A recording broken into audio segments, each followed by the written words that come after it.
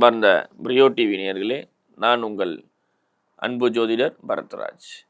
இன்று 28/4/2026 சித்திரை மாதம் 15ஆம் தேதி செவ்வாய்க்கிழமை துவாதசி திதி கூடிய உத்திர நட்சத்திரம் சம்பவிக்கிறது.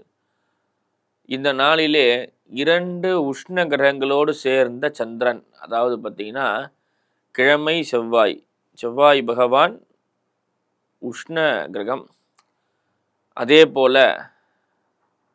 நட்சத்திரம் உத்திரம்.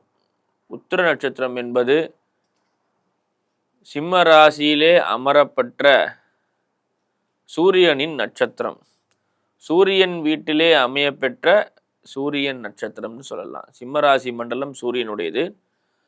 இந்த நட்சத்திரம் சூரியனுடைய நட்சத்திரம். இன்று இந்த உஷ்ணகரமான வேளையிலே வெயிலினுடைய தாக்கம் அதிகரிக்கும். வெயில் பார்த்தீங்கன்னா ரொம்ப அதிகமாக இருக்கும். ஏகாதசி விரதம் மேற்கொண்ட நபர்கள் இந்த நாளிலே அகத்திக்கீரையை வைத்து வழிபாடு செய்து அதுக்கப்புறமா சாப்பிட்றது ரொம்ப சிறப்பு. நெல்லிக்கனியை சாப்பிடலாம். மகாலட்சுமியினுடைய அம்சம் பொருந்திய நெல்லிக்காயை இந்த நாளிலே நீங்கள் பிரார்த்தனை செய்து வழிபாடு செய்த பின்பு சமைக்காமல் சாப்பிட வேண்டும். அதாவது தயிரில் கலந்து சாப்பிட்லாம். அது மாதிரி சமைக்காமல் சாப்பிட்ணும். அப்படி சாப்பிடும்போது நமக்கு உடலிலே ஏற்படக்கூடிய துர்தேவதைகள் எல்லாம் விலகி ஒரு தெய்வ சாநித்தியம் நம்ம உடம்புல ஏற்பட்டு, இதை ஆன்மீக ரீதியாக சொல்லணும்னா இந்த நெல்லிக்காயை சாப்பிடும்போது லக்ஷ்மி கடாட்சங்கள் ஏற்படுறது. மருத்துவ ரீதியாக சொல்லணும்னா விட்டமின் சி, அதே போல் உடலுக்கு தேவையான தாது பொருட்கள், இரும்பு சத்துக்கள்லாம் நிறைந்த ஒரு அற்புதமான காய். இரத்தத்தை சுத்திப்படுத்தக்கூடிய ஒரு அற்புதமான காய். இரத்த விருத்தியை செய்யக்கூடிய ஒரு காய்.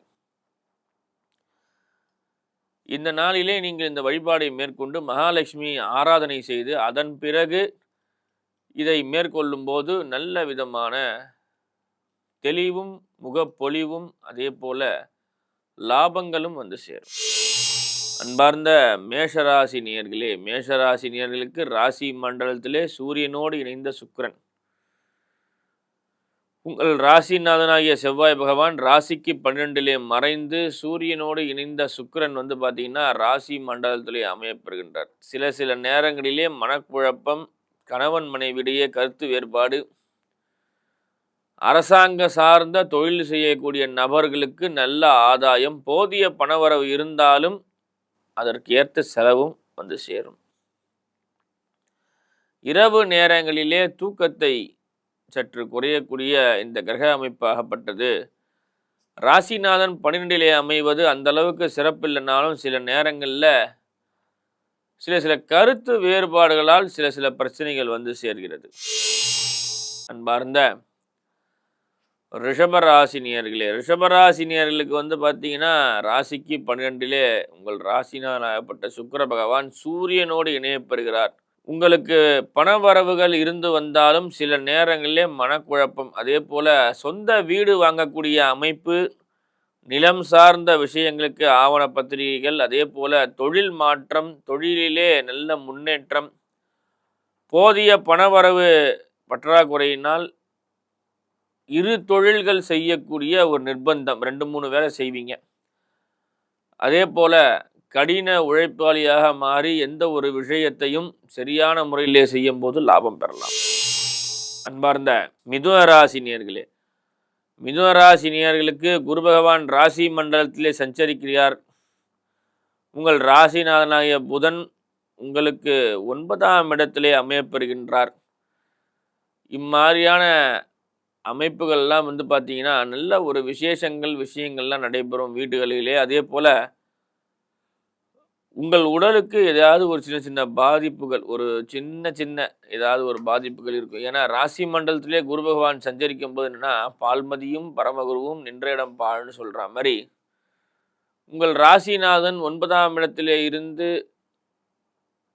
பூர்வ புண்ணிய ஸ்தானத்தை வலுப்படுத்தினாலும் சந்திரன் உங்களுக்கு ராசிக்கு 3ஆம் இடத்திலே அமையப்பெறுவதால் சில தடங்கல்கள் விலகப்பட்டு ஒரு நிம்மதியான சூழல் ஏற்படும். அன்பார்ந்த கடகராசினியர்களே, கடகராசினியர்களுக்கு உங்கள் ராசிநாதன் சந்திர பகவான் 2ஆம் இடத்திலே கேதுவோடு இணைகின்றார். புதிய கல்விகள், தொழில்நுட்பங்கள் போன்ற விஷயங்களிலே நல்ல ஆர்வம் காட்டி வரக்கூடிய நீங்கள் எக்ஸ்ட்ரா கரிக்குலர் ஆக்டிவிட்டி என்று சொல்லக்கூடிய ஓட்டப்பந்தயம் போன்றவற்றை இதர விஷயங்களை கற்றுக்கொண்டு அதன் மூலியமாக பேர் புகழ் பாராட்டுகள் வந்து சேரக்கூடிய ஒரு அதி அற்புதமான நாள். உங்கள் ராசிநாதன் ராசிக்கு 2ஆம் இடத்திலே சஞ்சரிப்பதால் துணிந்தவனுக்கு தூக்குமேடை பஞ்சுமெத்தை என்பது போல எந்த ஒரு காரியத்தையும் துணிச்சலாக செய்யக்கூடிய நீங்கள் கேதுவோடு இணையப்பெறுகின்ற சந்திரன் என்பதால் எதையும் ஆழ்ந்து ஆராய்ந்து சிந்தித்தே செயல்பட்டு அதன் மூலியமாக பாராட்டுகளை நல்ல விதமாக பெறக்கூடிய நபர்களாக மாறுவீர்கள். அன்பார்ந்த சிம்மராசினியர்களே, சிம்மராசினியர்களுக்கு ராசி மண்டலத்திலே சந்திரனும் கேது பகவானும் இணைந்து ராசிக்கு 9ஆம் இடத்திலே அமையப்பெறுகின்ற சூரியன், இந்த அமைப்புகள் போன்றவற்றையெல்லாம் இருந்தாலும் சில நேரங்களிலே உங்கள் ராசிநாதன் அஷ்டமாதிபதியாக மாறிவிட்டார். அஷ்டமஸ்தானத்தை அமையப்பெற்று உங்கள் ராசிக்கு அஷ்டமாதிபதி என்று சொல்லக்கூடிய செவ்வாய் பகவான் உங்கள் ராசிக்கு 7ஆம் இடத்திலே அமர்ந்திருப்பதால் சில நேரங்களிலே மனக்குழப்பங்கள், மனத்தயக்கங்கள், அஷ்டமாதிபதி சில நேரங்களிலே உங்களுக்கு சில தொல்லைகள் கொடுத்தாலும் பல்வேறு விதமான லாபங்களையும் முயற்சிக்கான வெற்றியும் தருவார். அன்பார்ந்த கன்னிராசினியர்களே, கன்னிராசினியர்களுக்கு ஒரு அதி அற்புதமான சூழல். சனி பகவான் உங்கள் ராசிநாதனாகிய புதனோடு இணைந்து 7ஆம் பார்வையாக உங்கள் கிரகமண்டலத்தை பார்ப்பதால் உங்கள் ராசிநாதனாகப்பட்ட புத பகவான் சனியோடு இணைந்து நல்ல விதமான முயற்சிகள், பல்வேறு விதமான ஞானங்கள், எந்த ஒரு விஷயத்தையும் நிதானமாக சிந்தித்து செயல்படுவது, அதே போல பிறருக்கு உதவக்கூடிய தன்மை, அதனால் உங்களுக்கு பெரிய விதமான லாபங்கள் இருந்தாலும் ஒரு பூர்வீக சொத்தை விற்கக்கூடிய ஒரு நிலை இருந்தாலும் அதன் மூலியமாக புதிய தொழில்களை ஆரம்பித்து அதை ஒரு இன்வெஸ்ட்மெண்ட்டாக நினச்சிக்கிட்டு நீங்கள் செயல்படுத்தும் போது நல்ல லாபங்களும் தொழிலினுடைய வளர்ச்சிகளும் முன்னேறும். ஏன்னா செவ்வாய் உங்கள் ராசிக்கு 7ஆம் இடத்திலே சனியோடு இணைகின்றார்.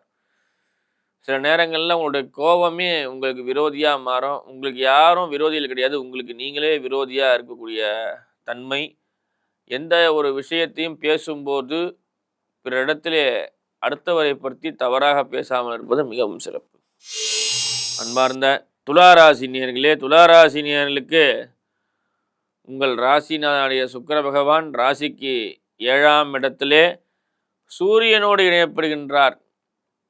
நீண்ட நாட்களாக திருமணமாகாத நபர்களுக்கு அரசாங்க வேலையுடைய ஒரு மாப்பிள்ளை அல்லனா அரசாங்க உத்தியோகத்தில் இருக்கக்கூடிய ஒரு மணப்பெண் கிடைத்து உங்கள் வாழ்க்கை பூர்ணத்துவமாக போகிறது. அதே போல காதல் திருமணத்திற்காக காத்திருக்கக்கூடிய நபர்களுக்கு நல்ல ஒரு இந்த லீவ் நாளில் எங்காவது நீங்கள் வெளியே போகும்போது உங்களுடைய வாழ்க்கை துணையை கண்டு அதன் மூலியமாக விரைவிலே திருமணம் செய்து நல்ல ஒரு விஷயமாக இன்பச் செய்திகள் வந்து சேரக்கூடிய தருணங்கள். நீங்கள் வந்து பார்த்தீங்கன்னா அதிகமான நேரம்லாம் லவ் பண்ண மாட்டீங்க. குறுகிய காலகட்டத்திலேயே திருமணம் செய்து நல்ல புத்திர சந்தானத்தோடு இந்த வருஷத்தில் குரு பயிற்சிக்கு அப்புறம் நல்ல ஒரு முன்னேற்றமான வாழ்க்கை உங்களுக்கு வந்து சேரும். அன்பார்ந்த விருச்சிக ராசினியர்களே, விருச்சிக ராசினியர்களுக்கு உங்கள் ராசிநாதனாகிய செவ்வாய் பகவான் 5லே புதனோடு சேர்ந்து சனியோடு இணையப்பெறுகின்றார். இம்மாதிரியான சூழ்நிலையிலே நல்ல லாபங்கள், முன்னேற்றங்கள் இருந்தாலும் கிரகப்பிரவேசம் பண்ணக்கூடிய அனுகிரகம், பூமி பூஜைகள், அதே போல விவசாய நிலங்கள் வாங்குவது, கால்நடைகள் வளர்ப்பது போன்ற விஷயங்களில் நல்ல ஆர்வம் இருந்து அதன் மூலியமாக சேமிப்பே சிறந்த உயர்வு என்ற ஒரு தாத்பரியத்தை கடைபிடித்து சிறு சேமிப்பு வைக்கும்பொழுது உங்களுக்கு அது பிற்காலத்தில் நல்ல பயனுள்ள விஷயங்களாக மாறும். அன்பார்ந்த தனுசு ராசினியர்களே, தனுசு ராசினியர்களுக்கு 7ஆம் இடத்திலே உங்கள் ராசிநாதன் குரு பகவான் 7ஆம் பார்வையாக உங்களது கிரகமண்டலத்தை பார்ப்பதோடு அல்லாமல் உங்களுக்கு லாபஸ்தானம் என்று சொல்லக்கூடிய துளாராசி மண்டலத்தையும் உங்களது முயற்சிகரமான தைரிய வீரிய ஸ்தானத்தை 9ஆம் பார்வையாக பார்க்கிறார். இந்த அமைப்புகள் இருந்தாலும் ராகு பகவானினுடைய குரு பகவான் ராகு பகவானை தனது 9ஆம் பார்வையால் பார்ப்பதும் அதே போல ராகு சந்திரனை உங்கள் ராசி மண்டலத்திலே அமையப்பெறுகின்ற 9ஆம் இடத்திலே அமையப்பெறுகின்ற சந்திரனை பார்ப்பதால் பல்வேறு விதமான லாபங்கள், அபரிவிதமான யோகங்கள் போன்றவற்றையெல்லாம் நடக்கும். குருவால் பார்க்கப்பட்ட ராகு புனிதத்துவம் அடைந்து உங்கள் ராசிநாதனாகப்படுகின்ற குரு பகவானால் ராகு பார்க்கப்படுவதால் நல்ல ஒரு முன்னேற்றங்கள், முயற்சிகளால் நல்ல லாபங்கள் வந்து சேரும். அன்பார்ந்த மகர ராசினியர்களே, மகர ராசினியர்களுக்கு சனி பகவான் உங்களுக்கு ராசிக்கு 3ஆம் இடத்திலே நிற்பதால் நல்ல சகாயங்கள், ஆதாயங்கள், சில நேரங்களிலே நீங்கள் உங்களை முன்னேற்றத்தை நோக்கி செல்லும்பொழுது சிலரால் அந்த முன்னேற்றங்கள் உங்களுக்கு தடைபட்டு உங்களது உயரதிகார இடத்துல நல்ல மதிப்பு, பாராட்டுகள் வந்து சேரக்கூடிய ஒரு தருணங்கள். நீங்கள் எதிர்பார்த்த பணவரவு, தனவரவு எல்லாம் உங்களுக்கு விரைவிலே வந்து நல்ல விதமான அனுகூல்யமான விஷயங்கள் நடைபெற்று பல்வேறு விதமான சாதனைகள் வந்து செய்யக்கூடிய ஒரு இன்பமான நாள். அன்பார்ந்த கும்பராசினியர்களே, கும்பராசினியர்களுக்கு எடுத்த காரியத்திலே வெற்றி, நல்ல முயற்சி, ஆதாயங்கள். அதே போல உடல்நிலையிலே காலிலே சில நாட்களிலே பிரச்சனை, அதே போல் உடல் சோர்வு ஏற்படும். சில நேரங்களிலே மனக்குழப்பங்கள் இருந்தாலும் ஒரு தெளிவான முடிவை பிறரிடத்திலே ஆலோசனை செய்தே நீங்கள் பெறும்பொழுது நல்ல லாபங்களும் ஆதாயங்களும் பெறலாம். அன்பார்ந்த மீனராசினியர்களே, மீனராசினியர்களுக்கு இந்த நாட்களிலே நல்ல குழப்பமான ஒரு சூழ்நிலை, என்ன செய்வது என்று தெரியவில்லை என்பது போல உங்கள் ராசிக்கு 6ஆம் இடத்திலே சந்திர பகவான் சஞ்சரிப்பதால் மறைமுகமான எதிரிகளால் தொல்லை, அதே போல சில நேரங்களிலே எடுத்த முயற்சிகளும் சொன்ன சொல் செயலும் செயல்படுத்தாததால் சில கோபங்கள், குடும்ப ஒற்றுமை சற்று குறைந்திருந்தாலும் சகோதரரிடத்திலே கருத்து வேறுபாடுகள் நிலவி வரும். எனவே சற்று கவனமாக நீங்கள் நிதானமான செய்யக்கூடிய முடிவே உங்களுக்கு நிம்மதியை தரும். நேயர்களே, இந்த 12 ராசிக்காரர்களும் இன்புற்றுவார் நான் இறைவனை பிரார்த்திக்கின்றேன். நன்றி, வணக்கம்.